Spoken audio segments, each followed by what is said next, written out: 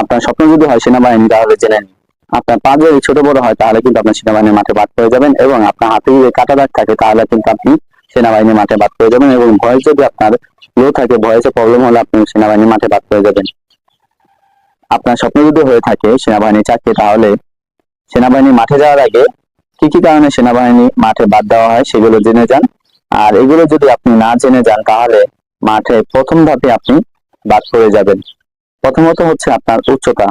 আপনার উচ্চতা যদি সঠিক না হয় তাহলে সেনাবাহিনীর চাকরিতে আপনি কখনোই যোগ্যতা অর্জন করতে পারবেন না। দ্বিতীয়ত হচ্ছে আপনার ওজন।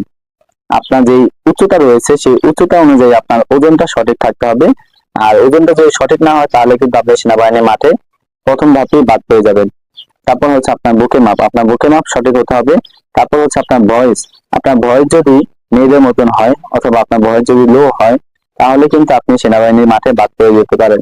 তারপর হচ্ছে আপনার দাঁত আঁকা বাঁকা আছে কিনা এটা দেখতে হবে, এবং আপনার যেই হাত আছে আপনার হাতে কাটা দাগ আছে কিনা। আপনার কোথায়, এই যে এখানে দেখেন, আপনার এখানে যদি কোনো কাটা দাগ থাকে, অর্থাৎ আপনি যদি কোনো মেয়ের জন্য হাত কেটে থাকেন তাহলে এই দাগগুলো রিমুভ করেন। যদি এই দাগগুলো থাকে তাহলে কখনোই আপনার চাকরি হবে না।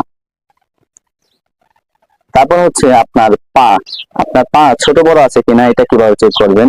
আর এটার কারণে কিন্তু আপনার সেনাবাহিনী চাকরি হয় না। ছোট বড় বলতে আপনি একটা ক্যামেরা নিয়ে হাঁটবেন, ঠিক আছে, একটা ক্যামেরা এক জায়গায় রেখে আপনি হাঁটবেন, ওটা ভিডিও করবেন।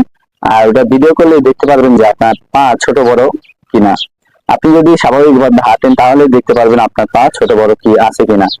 আর অবশ্যই কিন্তু আপনার দেখা গেছে অনেক সময় যে আপনার যে পায়ের পাতা আছে সেটা একদম সমান, সেটা কিন্তু অনেক সময় দেখা যায় আমাদের যে একটা খাঁজ কাটা, অর্থাৎ একটু যে মাঝখানে যে একটা গর্ত মতন থাকে সেটা কিন্তু অনেকে থাকে না, অনেকে দেখা যায় একদম সমান।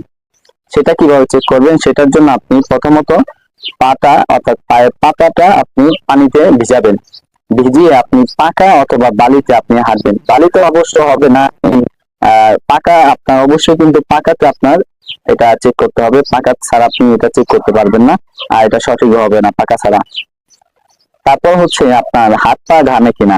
আপনার যদি হাত পা ঘামে, অর্থাৎ আপনি হাত এবং পা যদি অতিরিক্ত অর্থাৎ বেশি যদি আপনার ঘামে তাহলে কিন্তু আপনি সেনাবাহিনীর মাঠে বাদ পেয়ে যাবেন।